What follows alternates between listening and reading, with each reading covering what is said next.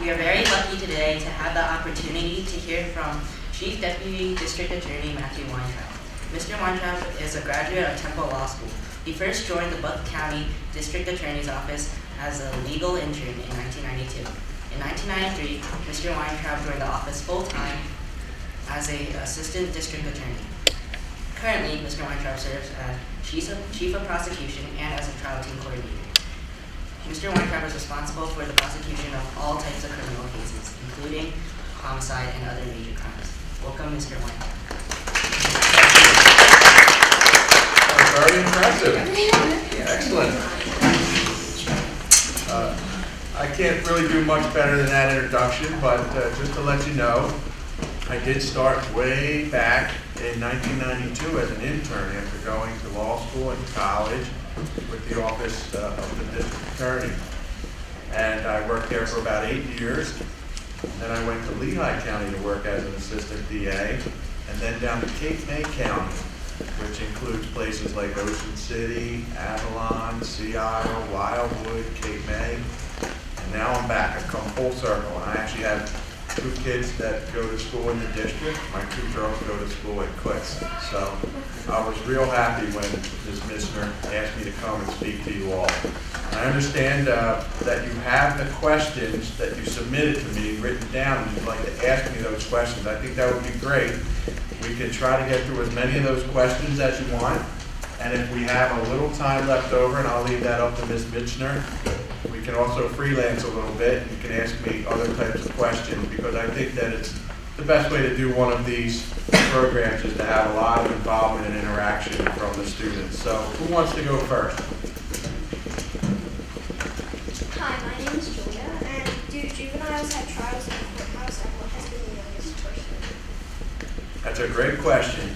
Juveniles are treated differently for the most part than adults. They do have what we call adjudication in the courthouse. It's slightly different than a trial, but a juvenile, if they were to have been an adult and can be found delinquent, then they are found delinquent in the juvenile justice system, and that does occur in the courthouse. But a juvenile is treated differently than an adult, because unlike an adult, the primary goal of the juvenile justice system is to rehabilitate. So if we have a youngster that commits a crime, we want to try to make sure that the youngster, a person under the age of 18, doesn't commit any more crime.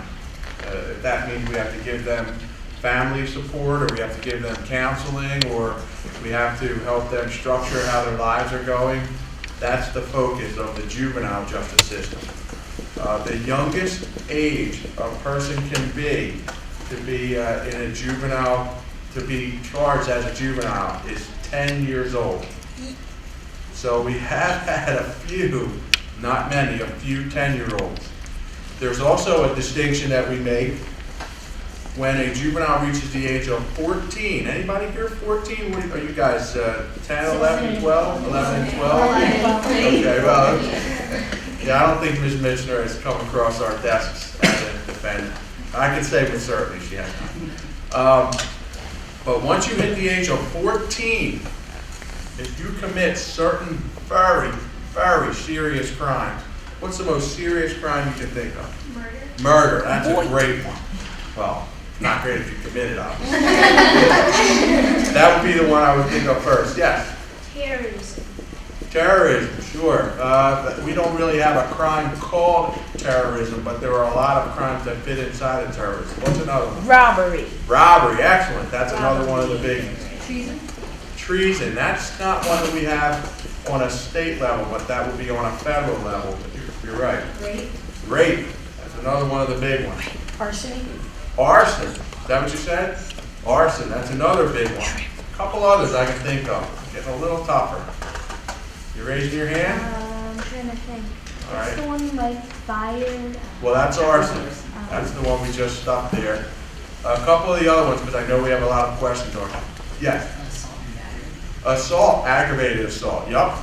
And then we have kidnapping is another big one.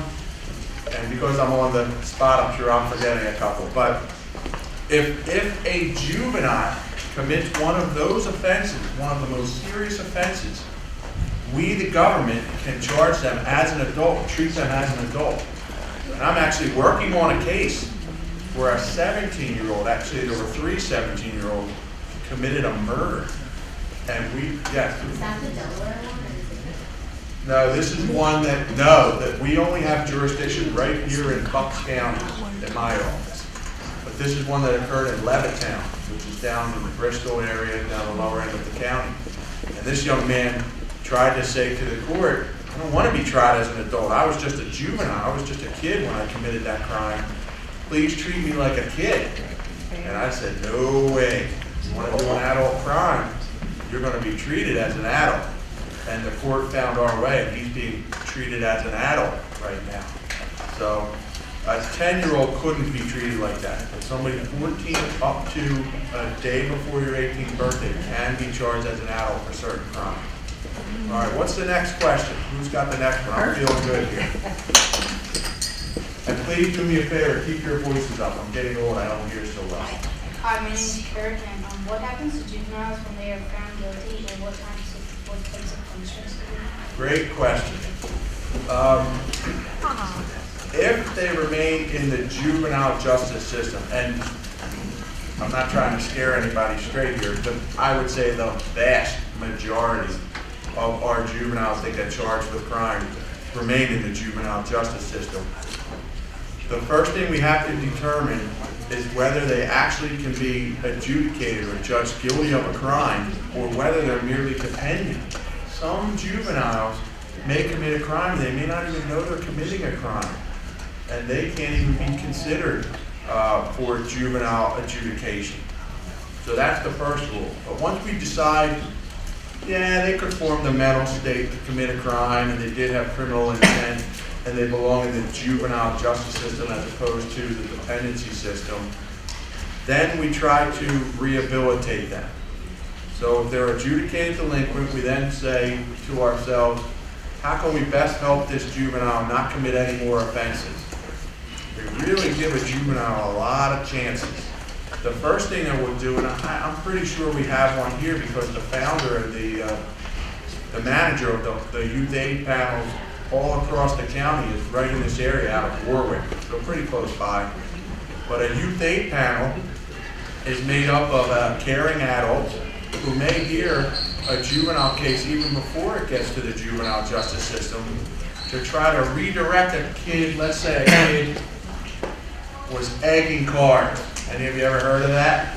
Okay, you might not be a bad kid. Probably not. You probably got caught up doing something that you shouldn't have been doing.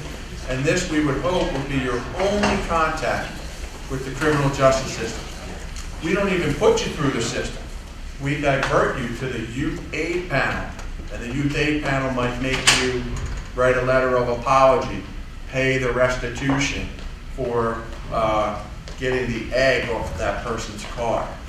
But if that doesn't work, then we have to formally deal with you in juvenile court. And most of the juveniles that go through juvenile court are put on probation.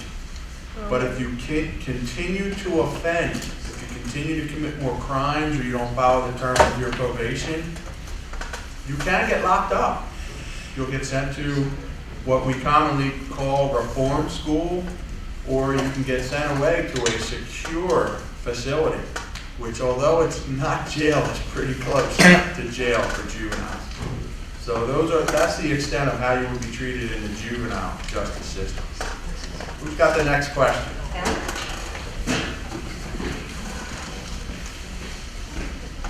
My name is Alec. Can you explain to us the different degrees of murder, also just misdemeanors and felonies? Sure. Before we talk about the different types of murder, you need to understand there's even a bigger subset called homicide, criminal homicide. Criminal homicide is the unlawful killing of another person. In order for that to be considered murder, as opposed to manslaughter, and murder is more serious, you have to have in your mind what's called malice. You have to have acted with malice. And malice is, there's some big phrases coming up, depraved indifference to the value of human life, callous disregard for whether a person lives or dies. A very simple word to replace malice is you have to act with evil intention. So that's pretty heavy duty. And if you act with malice and kill another person, that's generally third-degree murder. If you act with malice and you have the specific intent to kill somebody, that's first-degree murder. There are then several subsections of homicide that are less serious. And some of those are what we call manslaughter. We have voluntary manslaughter, which is when there are two kinds of voluntary manslaughter. This won't be on your test, I hope. It took me a long time to learn this stuff.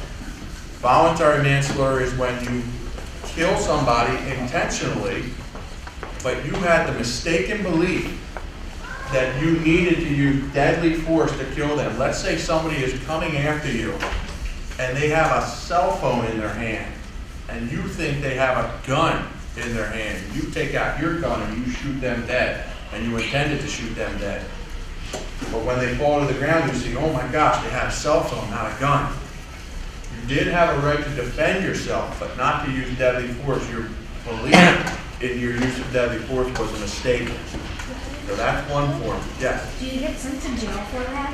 Yeah, usually you do, up to 10 to 20 years for that. Now, you might not get that much, but yes. And then there's one other kind of manslaughter, voluntary manslaughter, and that's when you kill somebody in hot blood.